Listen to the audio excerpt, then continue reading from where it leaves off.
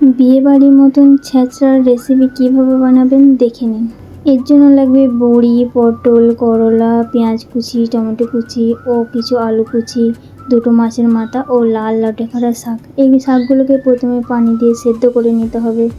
সেদ্ধ করা হয়ে গেলে একটা কড়াইয়ের মধ্যে কিছুটা তেল নিয়ে বড়িগুলো ভেজে নিলাম।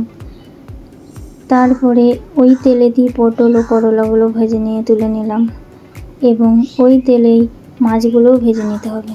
এরপর কেটে রাখা আলুগুলো ভেজে নিলাম। আলুগুলো আমি আগেই সেদ্ধ করেছিলাম একটু। তারপরে এই শাকগুলোও ভেজে তুলে নিতে হবে। এবার তেলের মধ্যে কিছুটা পাঁচফোড়ন, শুকনো লঙ্কা দিয়ে পেঁয়াজগুলো ভালো করে ভেজে আদা বাটা, সর্ষে বাটা দিয়ে ভালো করে কষিয়ে নিতে হবে।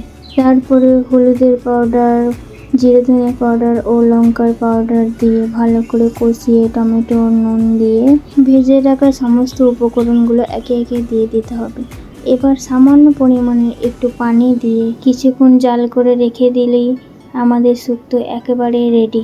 এইভাবে বানিয়ে দেখুন, খেয়ে দেখবেন, খুবই ভালো লাগবে।